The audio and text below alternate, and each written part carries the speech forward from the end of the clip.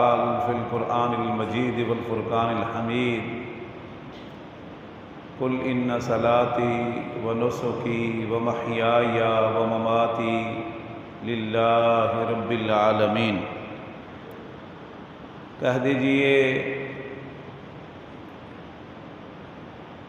بلا شبہ میری بدنی عبادات و نسکی، میری مالی عبادات و محیای، بلکہ میری ساری زندگی، و مماتی، اور میری موت، للہ، ایک اللہ کے لیے ہے جو سارے جہانوں کا رب ہے۔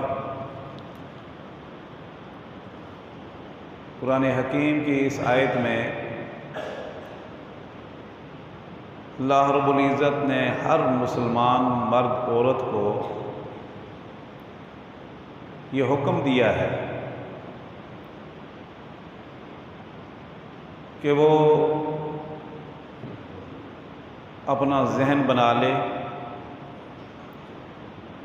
یقین کر لے، اس بات کا عقیدہ بھی رکھے اور دنیا والوں کے سامنے اعلان بھی کر دے کہ میری تمام قسم کی بدنی عبادات، صلاۃ، آپ جانتے ہیں درود کو بھی صلاۃ کہتے ہیں، ذکر اذکار کو بھی صلاۃ کہتے ہیں، نماز کئی اقسام کی ہیں، سب صلاۃ ہیں۔ جتنی بھی بدنی عبادات ہیں جسمانی، وہ سب صلاۃ میں شامل ہے۔ اور دوسرا اعلان ہے وہ نسکی۔ قرآن حکیم میں اللہ رب العزت نے قربانی کو منسک، نسک قرار دیا۔ حج عمرہ بھی نسک ہے، ربنا ارنا مناسکنا۔ صدقہ خیرات بھی منسک ہے، نذر و نیاز بھی منسک ہے۔ جتنی مالی عبادات ہیں وہ منسک ہیں۔ وَمَحْيَايَ، بلکہ ہمارا جینا، زندگی کا ایک ایک عمل، ایک ایک کام، ہمارا اٹھنا بیٹھنا، ہمارا چلنا پھرنا، کھانا پینا، کاروبار تجارت، ہمارا سونا جاگنا، سب کا سب کس کے لیے ہے؟ اللہ کے لیے۔ حتیٰ کہ ہمارا مرنا بھی اللہ کے لیے ہے۔ یہ چار چیزیں ہیں، اور یہ دراصل چاروں ہی قربانی ہیں۔ یہ چار قسم کی قربانیاں ہیں۔ اب محیایہ میں وقت بھی آ جاتا ہے، انسان کی صلاحیتیں بھی ہیں، علم بھی ہے، توانائیاں بھی ہیں، یہ سب چیزیں اللہ کی دین ہیں۔ سورہ بقرہ کی ابتدا میں اللہ رب العزت نے متقین کی صفات بیان کی ہیں۔ الف لام میم ذالک الکتاب لا ریب فیہ ھدی للمتقین۔ پھر متقین، پرہیزگار، اللہ والے، پرہیز کرنے والے، تقوی اختیار کرنے والوں کی صفات، ان کا کردار، ان کی خوبیاں بیان فرمائی ہیں۔ ایک وہ ان دیکھی چیزوں پر ایمان لاتے ہیں، نماز قائم کرتے ہیں، وَمِمَّا رَزَقْنَاهُمْ يُنْفِقُونَ، اور جو کچھ ہم نے ان کو دیا اس میں سے وہ خرچ کرتے ہیں۔ اب آپ ان لفظوں پر غور کرو، وَمِمَّا رَزَقْنَاهُمْ يُنْفِقُونَ، اس طرح کے الفاظ قرآن حکیم میں کئی اور مقام پر بھی ہیں۔ کئی قرآن کریم کے اندر اس کا ترجمہ کیا گیا ہے جو ہم نے ان کو رزق عطا کیا اس میں سے وہ خرچ کرتے ہیں۔ اس سے کئی لوگوں کو غلطی لگ سکتی ہے کہ اس سے مراد ہے کہ جو مال ان کو ملا ہے وہ اللہ کے راستے میں خرچ کرتے ہیں بس، حالانکہ رزق کا معنی مال نہیں ہے۔ رزق کا معنی ہے عطیہ، رب کی عطا۔ رزق کا معنی ہے رب کی دین۔ مما رزقناہم ينفقون، کہ ہم نے انہیں جو کچھ بھی عطا کیا ہے، جو کچھ بھی دے رکھا ہے، اس میں سے وہ خرچ کرتے ہیں۔ اب رزق کا لفظ قرآن کریم میں کئی معنی میں استعمال ہوا۔ اللہ کے نبی صلی اللہ علیہ وسلم کی دعائیں ہیں جس میں اللہ ہمیں رزقنا ولدن صالحا، ہمیں نیک اولاد عطا فرما، شفا عطا فرما، اس کے لیے بھی رزق آیا ہے، علم کے لیے بھی رزق آیا ہے، صلاحیتوں کے لیے بھی رزق آیا ہے۔ تو مانا کہ اللہ ہمیں یہ چیز عنایت کر، رزقنا کا مانا ہمیں دے۔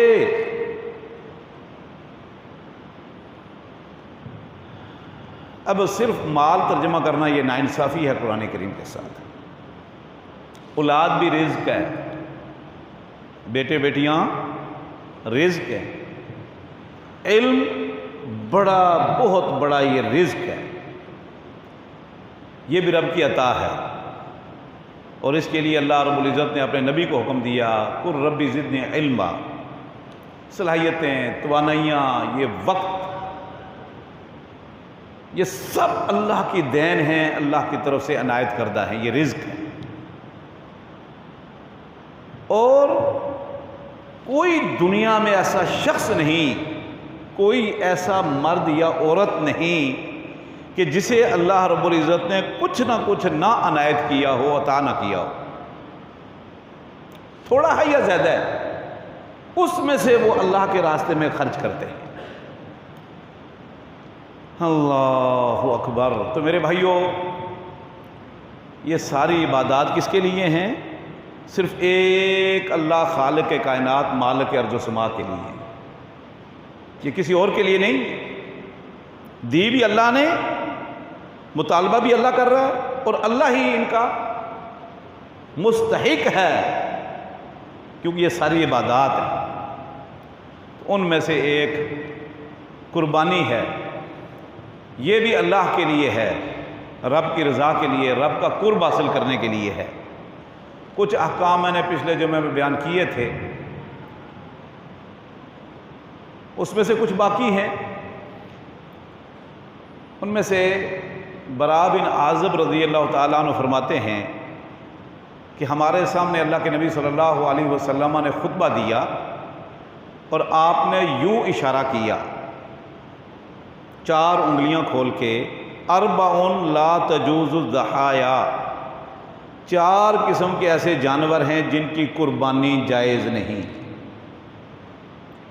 ان میں سے ایک لنگڑا جانور، کہ جس کا لنگڑا پن واضح ہو، بین ارجوہا یا بین ضلعہا، جس کا لنگڑا پن بالکل واضح ہو۔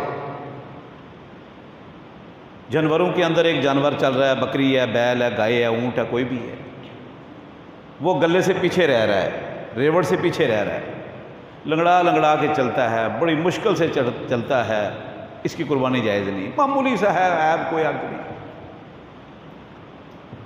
ایک کانا، جس کا کانا پن یا بھینگا پن بالکل واضح ہو، بھینگا ہے بالکل واضح ہے، کانا ہے اور واضح ہے، معمولی سا بھینگا ہے، معمولی سی آنکھ میں بینائی کم ہے، کوئی حرج نہیں، اس کی قربانی درست ہے۔ اور ایک مریض، بین مرضھا، جس کی بیماری بالکل واضح ہو، اور یاد رکھو یہ جو عیب ہے نا، یہ جانور کی صحت پر اثر انداز ہوتے ہیں، اس کے چرنے میں، چارہ کھانے میں، خوبصورتی میں، اس کی چال میں، یہ سب اثر انداز ہوتے ہیں۔ تو اس طرح بیمار جانور جو اس کی بیماری پر اثر انداز ہو، اس کی قربانی بھی درست نہیں۔ البتہ آپ جانور خریدتے ہیں، ان جانوروں کو سردی لگ جاتی ہے، موسم کی تبدیلی، علاقائی تبدیلی کی بنیاد پر، پھر آپ کے گھر میں اس طرح کا ماحول اس جانور کو نہیں ملتا، بارش ہو جاتی ہے تو جانور کپ کپی لگ جاتی ہے، یا بخار آ جاتا ہے، یا اس کو پیچس لگ جاتے ہیں، ٹھیک ہے، یہ معمولی بیماریاں ہیں، اس سے قربانی پر اثر نہیں پڑتا۔ تو البتہ کوئی ایسا مرض ہے بالکل اس نے کھانا پینا چھوڑ دیا اور لیٹ گیا ہے، تو ٹھیک ہے، البین مرض ہوا تو پھر اس کی قربانی درست نہیں۔ چوتھا ہے کہ التی لا تنکی، بوڑھا جانور، لاغر، جس کی ہڈیوں میں مغز نہیں رہا، ایسے جانور کی قربانی بھی درست نہیں۔ اس حدیث سے ثابت ہوتا ہے کہ جانور میں واضح عیب، نقص، خامی نہیں ہونی چاہیے، معمولی سی وہ ماشی الحال ہے، چل جائے گی انشاءاللہ۔ اس حدیث سے ایک مسئلہ اور ثابت ہوتا ہے کہ کچھ لوگوں کا جو ذہن ہے، جیسے کہ صحیح مسلم کی حدیث ہے، نبی کریم صلی اللہ علیہ وسلم نے فرمایا لا تذبحوا الا مسنہ الا یاسر علیکم تذبحوا جزعۃ من الظأن، کہ مسنہ جانور ذبح کرو، یعنی 2 دانت والا۔ اگر وہ نہیں مل ہی نہیں رہا، یا مل رہا ہے آپ کی استطاعت و رینج سے باہر ہے، بہت مہنگا ہے، تو ایسی صورت میں فرمایا کہ جوان مینڈا ذبح کر لو، مینڈا ہو، چھترا ہو، دمبا ہو، بیڑ ہو، اون والا جانور، جزع جوان، اس کے لیے مسنہ ہونا شرط نہیں، یہ درست ہے۔ اسی طرح کی اور حدیثیں بھی ہیں مسنہ کے لیے، تو کئی لوگوں نے اس حدیث سے یہ نکال لیا کہ 2 دانت والے جانور کی ہی قربانی جائز ہے، یعنی اس کا مطلب ہے اگر وہ 3 یا 4 دانت والا ہے، یا 6 دانت والا ہے، یا 8 دانت والا، تو قربانی جائز نہیں۔ وہ مسنہ سے سمجھا کہ صرف مسنہ، حالانکہ اس حدیث کا معنی ہے کہ کم از کم مسنہ ہونا چاہیے، فَتَذْبَحُوا اذْبَحُوا مُسِنَّةً لا تذبحوا الا مسنۃ، تو کم از کم 2 دانت والا ہونا چاہیے، 4 والا ہو جائے، 6 والا ہو جائے، 8 والا ہو جائے، بالکل درست ہے، لیکن بوڑھا نہ ہو۔ اس حدیث سے ثابت ہوتا ہے کہ 6-8 دانت والے جانور کی قربانی، وہ گائے، بکرا ہو یا اونٹ ہو، اس کی قربانی درست ہے، لیکن شرط یہ ہے کہ وہ لاغر نہ ہو، بوڑھا انتہائی نہ ہو کہ چل نہیں سکتا، ہڈیوں میں مغز ہی ختم ہو گیا۔ اللہ اکبر۔ اب مسنہ کی وضاحت آپ نے بارہا سنی ہوگی، مسنہ سین سے ہے، اس کا معنی ہے کہ اس کی تشریح عرب کی ایک مشہور ڈکشنری ہے، لغت العربیہ، لسان العرب، اسی طرح قاموس ہے، اس طرح جتنی بھی ڈکشنری کی کتابیں ہیں عربی، انگلش وغیرہ، آپ اس میں دیکھ لیں کہ مسنہ کی تشریح کیا کی ہے، ما القت ثنیتہ، جس جانور کے دودھ کے دانت گر جائیں وہ مسنہ ہے۔ اگر ایک آدھ دانت اگ گیا ہے، طلوع ہو گیا ہے، دودھ والا دانت گر کر نیا دانت اگ چکا ہے، تب بھی قربانی جائز ہے۔ واقعی آپ کا جانور ہے اور آپ کے سامنے اس نے دودھ والا دانت گرا دیا، مسنہ ہو گیا، یہ ایک عمر کی دلیل ہے۔ بکرا تقریباً 12 مہینے کا مسنہ ہوتا ہے، گائے 2.5 سال کی مسنہ ہوتی ہے، اونٹ 3-3.5 سال کا مسنہ، 4 سال کا ہوتا ہے۔ تو طلوع ہو جائے ایک دانت تب بھی مسنہ ہے، اوپر چڑھ جائے تو بالکل بلولا جائز ہے۔ لیکن ایک بات یاد رکھیں، دانت توڑے ہوئے نہ ہوں۔ آج کل دانت توڑ دیتے ہیں، پلاس سے دانت توڑ دیتے ہیں، دانت نکال دیتے ہیں، قسمیں کھاتے ہیں۔ آج مجھے ایک بھائی نے ویڈیو بھیجی، اللہ ان کو جزائے خیر عطا فرمائے، کہ میں نے پچھلے جو میں بات کی تھی نا کہ دانت سینگ کے حوالے سے ویڈیو بھیجی، انہوں نے جانور بندھا ہوا ہے، بیل رسیوں سے جکڑا ہوا ہے، اور ظالم درندے اس کے ارد گرد ہیں، اور ایک لوہا تیز دھار آلہ گرم کر کے اس کے سینگ کاٹ رہے ہیں، جانور تڑپ رہا ہے، بل بلا رہا ہے، رسیوں سے بندھا ہوا ہے اور اس کے سینگ کاٹ رہے ہیں، گرم آلے سے دھواں نکل رہا ہے۔ اب وہ یقیناً بات ہے اس کے سینگ کاٹتے کاٹتے وہ ٹھنڈا ہو گیا، اب وہ جاتا ہے اور اس کو پھر آگ میں گرم کر کے لے کے آتا ہے۔ اللہ اکبر، ظلم کی بھی انتہا ہے بھائی صاحب، رونگٹے کھڑے ہو جاتے ہیں، ایسے ایسے سنگ دل ظالم مسلمان کہلانے والے، پھر کہتے ہیں اللہ کی رحمتیں نازل نہیں ہوتی، اللہ کا عذاب آ رہا ہے۔ افسوس ہے، میں جب یہ چیزیں دیکھتا ہوں نا، اللہ اکبر، واللہ یار رحمت للعالمین کی امت ہو، وہ نبی جس کے نبوت پر نبی بھی فخر کرتے تھے، ہمیں بھی فخر ہے ان کے امتی ہونے پر، رحمت للعالمین کی جب حدیثیں بیان کرنا شروع کر دیتے ہیں، تقریر کرتے ہیں، تو بس زمین و آسمان کے کلابے ملا دیتے ہیں کہ آپ صرف انسانوں کے لیے نہیں بلکہ حیوانوں کے لیے، درندوں کے لیے بھی رحیم بن کر آئے تھے، مشفق اور مہربان تھے، رحمت للعالمین تھے۔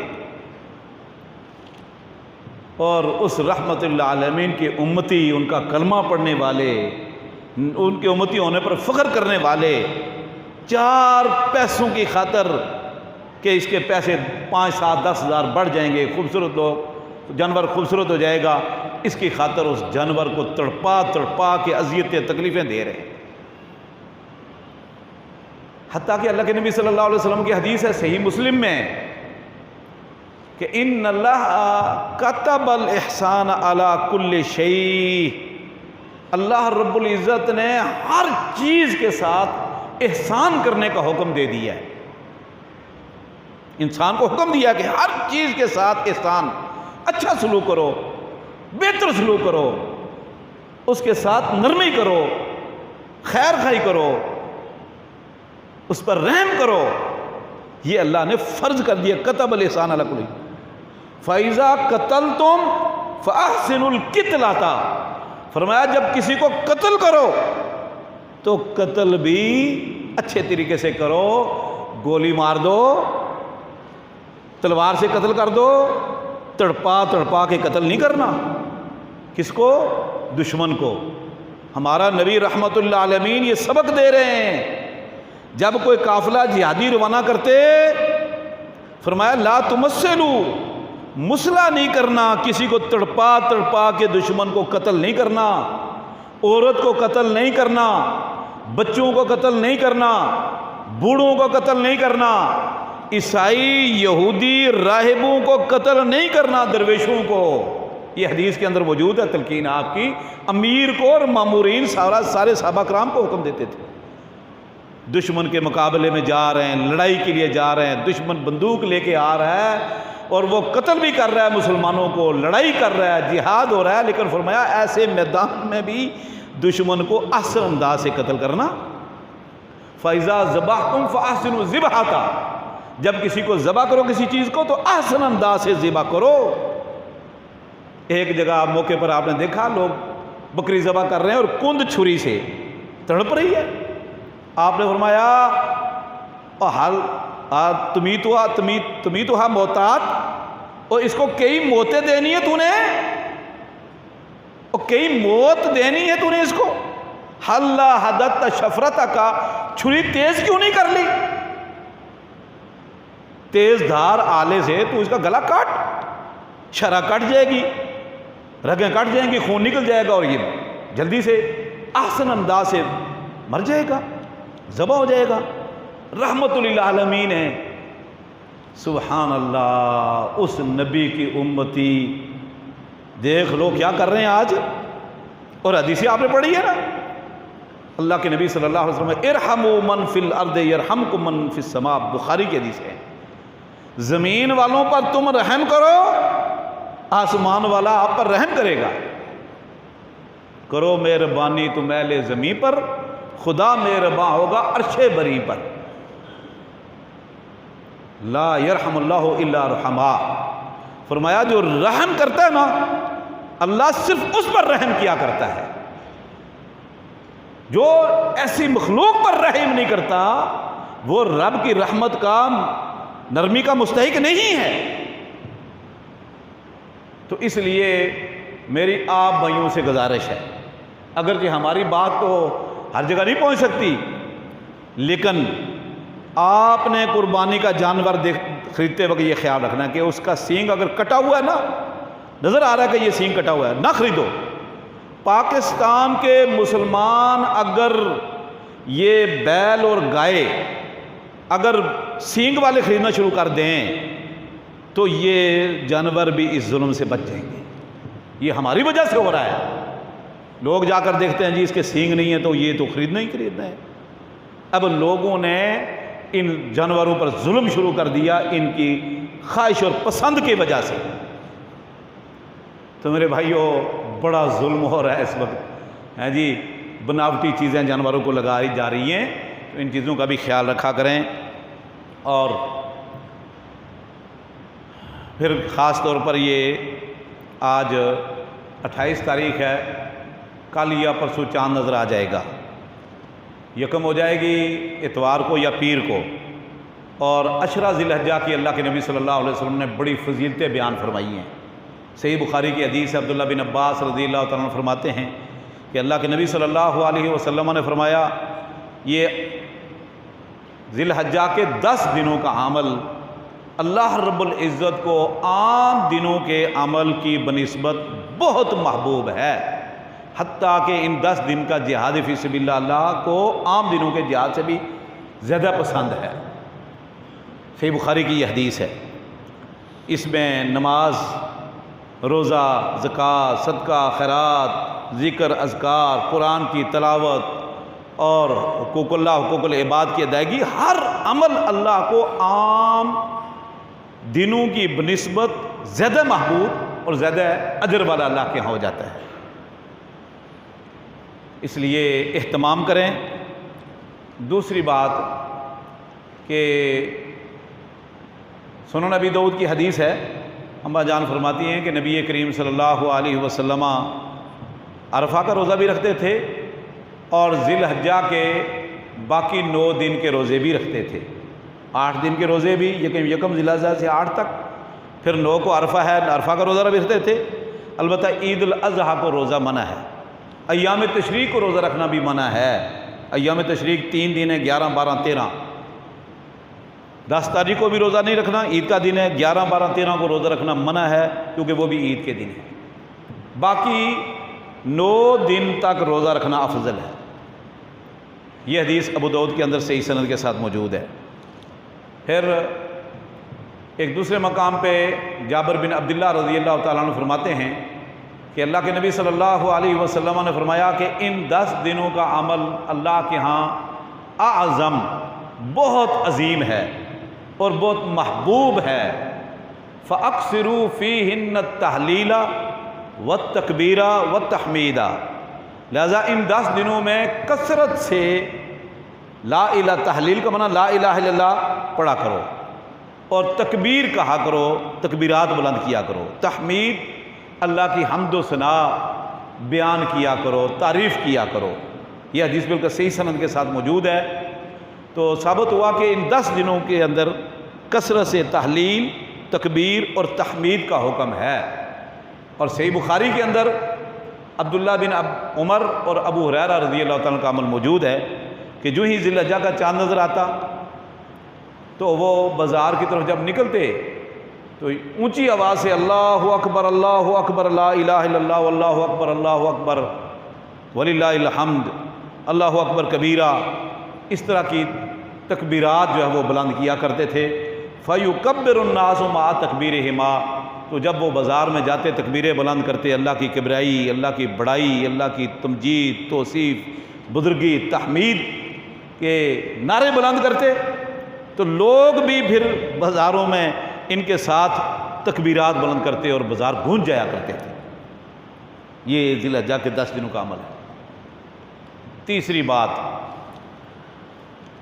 کہ اللہ کے نبی صلی اللہ علیہ وسلم نے فرمایا من اراد منکم ان یضحی، آپ میں سے جو شخص قربانی کرنا چاہتا ہے، قربانی کا ارادہ رکھتا ہے، تو وہ ذی الحجہ کے چاند طلوع ہونے کے بعد فلا یکلمن اظفارہ ولا یاخذ من ابشارہ، وہ اپنے ناخن بھی نہ کاٹے اور اپنے بال بھی نہ تراشے، حجامت نہ بنوائے، ناخن نہ کاٹے۔ مختلف قسم کے الفاظ ہیں، لا یاخذن من شعرہ ولا من اظفارہ شیئا بھی آتا ہے، لا یکلمن لفظ بھی آتے ہیں، مختلف الفاظ ہیں جس کا مفہوم یہی ہے۔ اب یہ دیکھیں، لا یکلمن نون ثقیلہ ہے، تاکید کا صیغہ ہے کہ قربانی کرنا چاہتا ہے تو ذی الحجہ کے چاند طلوع ہونے کے بعد، چاند نظر آنے کے بعد وہ حجامت بھی نہ بنوائے اور بال بھی نہ تراشے۔ یہ صحیح مسلم میں، ابو داؤد، ترمذی، نسائی، ابن ماجہ وغیرہ میں یہ حدیثیں صحیح سند کے ساتھ موجود ہیں۔ مقصد کیا ہے اس کا؟ دراصل آپ دیکھیں اس طرح کی جتنی بھی احادیث ہے نا، اللہ کے نبی صلی اللہ علیہ وسلم، اللہ اور اس کے رسول امت مسلمہ کو تکلف سے بچانا چاہتے ہیں، اچھی عادت کا عادی بنانا چاہتے ہیں۔ اب کئی لوگوں کو عادت ہوتی ہے داڑھی کاٹنے کی، ٹھیک، تو اگر وہ قربانی کرنا چاہتا ہے اور اللہ کے نبی صلی اللہ علیہ وسلم کی اس سنت پر عمل کرنا چاہتا ہے، ابراہیم علیہ السلام کی سنت، تو داڑھی رکھنا تو سارے انبیاء کی سنت ہے، بلکہ داڑھی رکھنا فرض ہے، فرض لازمی ہے۔ اللہ نے مرد کو داڑھی دی، عورت کو نہیں دی۔ اللہ چاہتا تو مرد کو بھی نہ دیتا۔ اگر اللہ کو داڑھی والا چہرہ پسند نہ ہوتا تو اللہ کبھی بھی اپنے نبیوں کو داڑھی نہ دیتا۔ اس کرۂ ارض میں، کائنات میں اللہ کے ہاں سب سے پسندیدہ اور محبوب چہرے انبیاء کے تھے، اور انبیاء میں سے سید الانبیاء محمد صلی اللہ علیہ وسلم کا چہرہ تھا کہ جس کا تذکرہ اللہ رب العزت نے قرآن کریم میں کیا ہے، قد نرا تقلب وجہک فی السماء والضحیٰ واللیل اذا سجا۔ تذکرے اس نبی کے چہرے کے، اس کے بالوں کے، تذکرے خالق کائنات قرآن میں فرما رہا ہے، تو سب سے پسندیدہ چہرہ انبیاء کو، اور انبیاء کے سردار محمد صلی اللہ علیہ وسلم کا، اور ان کا چہرہ داڑھی والا تھا۔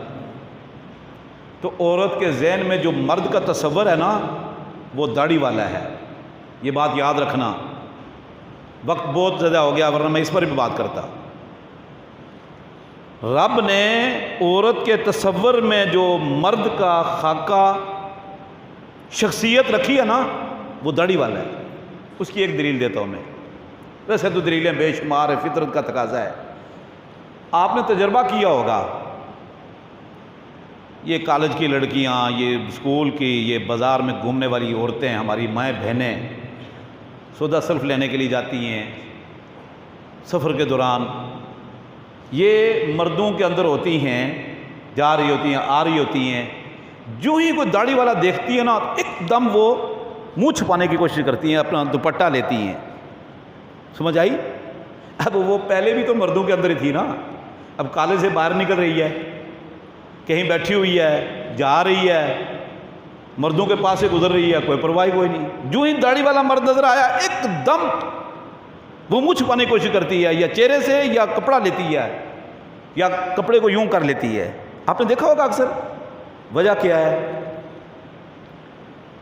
وہ جو ہی کسی مرد داڑھی والے کے سامنے آتی ہے نا، تو اس کے ذہن میں وہ مرد کا خاکہ آ جاتا ہے، اور ذہن میں آئی آتا ہے کہ مرد سے پردہ کرنا ہے، عورت سے پردہ عورت کے لیے نہیں ہے۔ وہ عورت پہ ہی شمار کرتی ہے اپنے جیسی بے داڑھی۔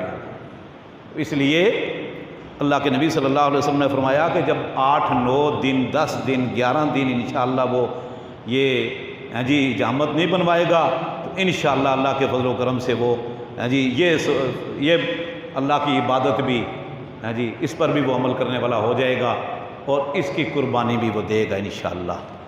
تو اس لیے میرے بھائیوں ان چیزوں کا خیال رکھیں، اللہ تعالیٰ دین کو سمجھنے اس پر عمل کرنے کی توفیق عطا فرمائے۔